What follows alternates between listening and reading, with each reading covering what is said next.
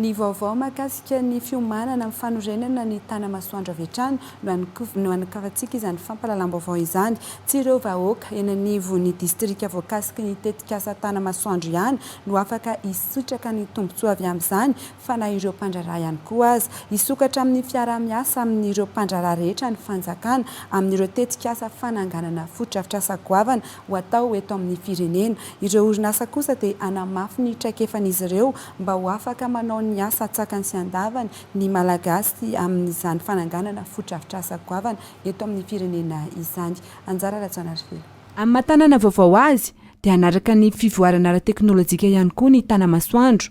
Ametrahana connexion avokoa ireo toerana ifamezivezen'ny daholobe sy eo anivon'ireo trano-mpanjakana araka ny fanazavany ny ministry ny postra sy ny fifandraisan-davitra. Ny fanjakana malagasy no hanao ny investissement amin'ny resaka fibre optique amin'io TANA-MASOANDRO io satria tsika zany mila connexion matanjaka be amin'io ville vaovao io dia ny eritreretinay zany hoe tsy maintsy na eny amin'ny jardin eny raha tokony nisy connexion daholo zany afaka mipetrapetraka eny ny olona dia mba manana connexion.